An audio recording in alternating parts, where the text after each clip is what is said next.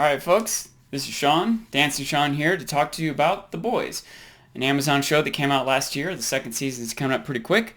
I was pretty impressed with this show, impressed enough that I wanted to make a video to pitch it. It's fundamentally a superhero show.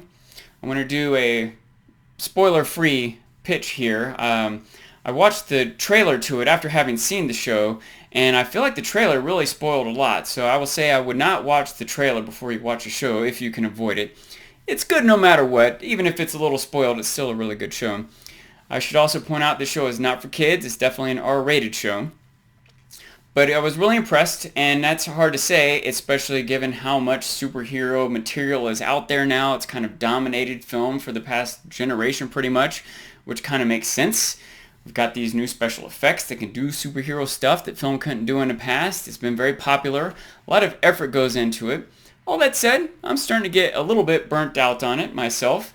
I prefer stories that focus a little bit more on character development, on maybe some intricate plots, stuff that I can relate to, and sometimes superhero stuff can do that, but a lot of the superhero stuff can get over the top, and I feel like there's a little bit more focus on how many special effects they can cram in, and a little bit less on the characters and the dilemmas that the superheroes face.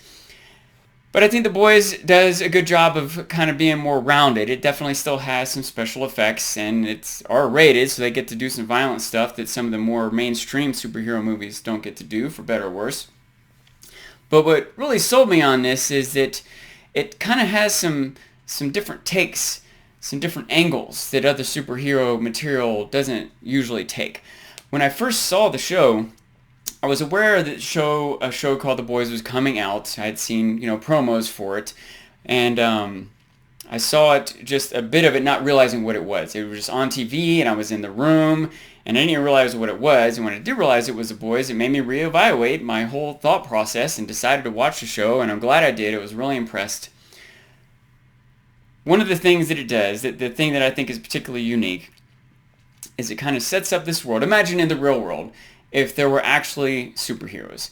Imagine if we really had Superman and Batman flying around, rescuing cats and stopping bank robbers, okay? The thing is, there are things that would happen in the real world in this scenario that you don't think of immediately and that usually don't get addressed in these shows, but it is interesting when you start to think about the idea that someone would need help that's not in Metropolis. The mayor of Miami would be begging Spider-Man, please come help us in Miami. Detroit would be hoping that the Flash could come help fight crime in Detroit. It wouldn't just be this one city that Superman happened to be in that needed help. Tokyo, Japan, the world would need help. With things beyond fighting crime too, I suppose. There are fires and all kinds of things. But imagine if the mayor of LA offered Superman $10 million. Hey, Superman, please, come help us in L.A. Just on Tuesdays. We understand you live in New York, you need help there, but please come help us on Tuesdays. And some pure, righteous character like Superman might say, well, I don't do it for the money. Okay, fine, we'll give $10 million to the charity of your choice. And 10 other cities might say the same thing, and Superman might have to make a decision about where he should be spending his time.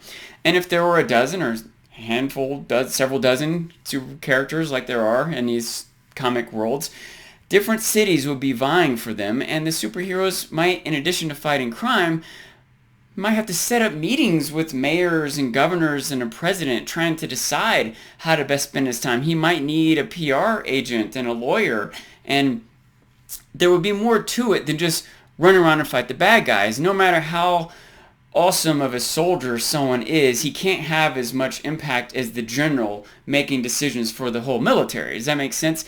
And at some point, how superheroes spend their time is going to become an issue. And even if we assume the superheroes are all good and genuine, some of the people behind where they get deployed might not be pure good and genuine.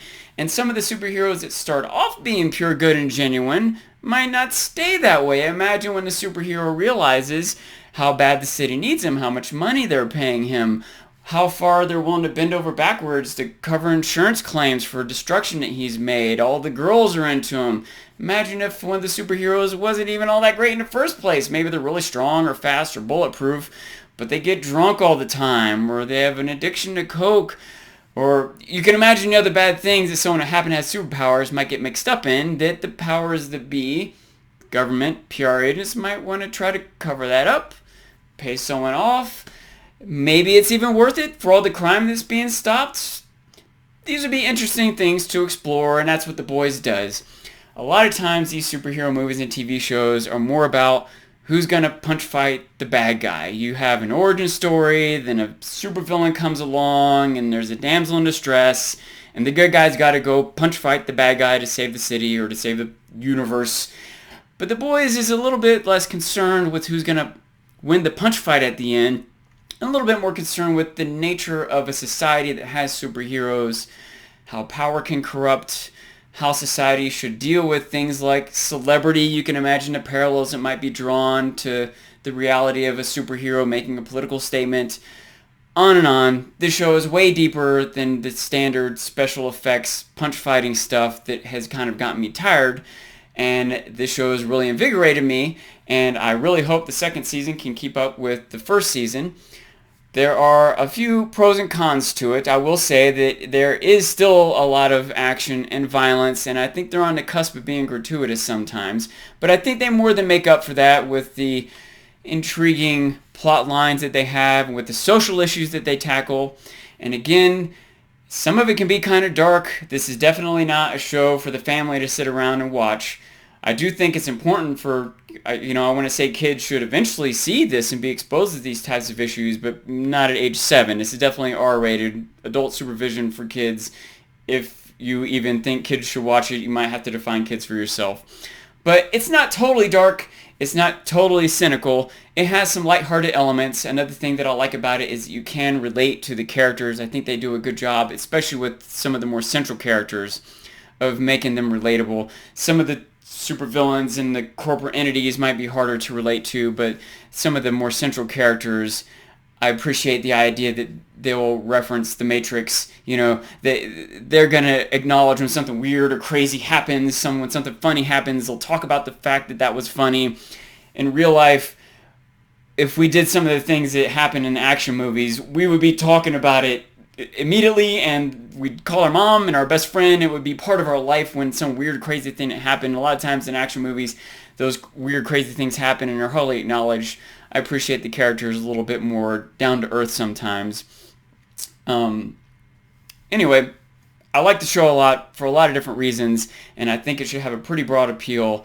And so I hope I've convinced some people out there to watch it. And if you do watch it and like it, I hope you also like my takes on it. And maybe follow my channel as I try to get up some more material covering this show.